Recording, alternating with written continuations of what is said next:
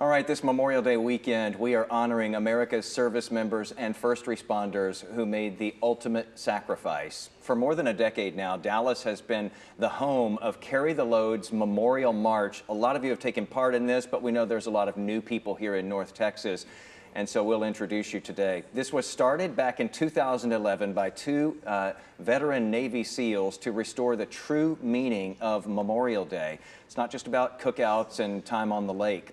This afternoon, we have volunteers from the organization here to take your calls. You can call them 972-988-8888. You see, at least one person there was not on a call, so they're waiting for you. 972-988-8888. And no donation is too small, and certainly none is too large either if you are feeling generous today. And what a great cause this is. We are joined this afternoon by Josh Lewis, who spent 8 years as an active duty Marine and now serves as a Carry the Load ambassador. Thanks so much for being with us here today. Thanks, Jason. Tell us a little bit about this. I mentioned that, we have people moving into North Texas every day, and so there may be people who weren't here last Memorial Day. We were talking in the break about this. I've been here since 2012, so I've really watched this just grow up over the years, and it is amazing how big this has become, but some people still don't know about it. If you had to encapsulate what Carry the Load does, what is it?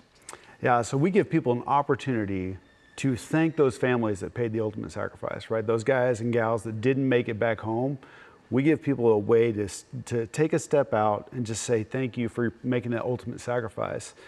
We started when we saw just anger and frustration among our military and first responders and realized they need an outlet, a way to say, remember my brothers and sisters that we've lost.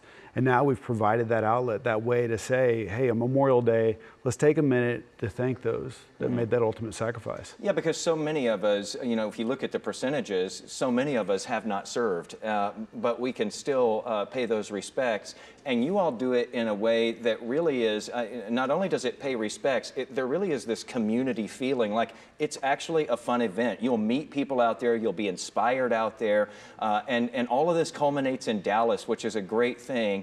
I did this back when 2015, when we were in Seattle, where you have these marches that come from different parts of the country and they end up here in Dallas. I think there were 2 that year. You've got 5 this year? That's right, Jason. We've got 5 relays that are going on. They're going to hit all of the lower 48 states. We're going to walk 20,000 miles. But what's great about we culminate in Dallas, and you get out there and you'll hear these stories. You'll see families that lost loved ones. You'll see other veterans and first responders that lost brothers and sisters, and they'll tell you their story. And you see the boards on the TV right now. You get to hear the story of those that paid that ultimate sacrifice. And it's just a small way to say, hey, thank you to the families and thank you to the friends, and just pay a little bit of homage. And I know that you all wanted to restore that true meaning of Memorial Day, and that really is what this does. I mean, if you spend, even if you can spare, 20, 30 minutes out there, you really do walk away with an appreciation beyond maybe what you had before for this holiday, when again, as we said before, a lot of people are focused on, time off and picnics and family and barbecues and that sort of thing. And there's nothing wrong with those things, No, right? not Like at get all. out there, barbecue, enjoy the lake, have a beer, that's fine. But we want you to take a minute during that time to say thank you to those that paid that ultimate sacrifice. Talk a little bit about what'll be going on, where this is, what'll be going on, and how people can be a part of it if they feel moved to do so. Absolutely. So we'll be at Rivershawn Park beginning Sunday afternoon. We're going to have opening ceremonies around 3 o'clock. Get out there earlier than that, though, so you can get parking, getting a good spot.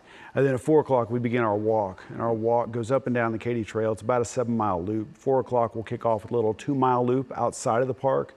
Then we'll go back into the park, have a 7-mile walk up and down the Katy Trail. You can do the whole thing. You can do 7 miles. You can do a mile. However long you can is huge to come out and walk with us.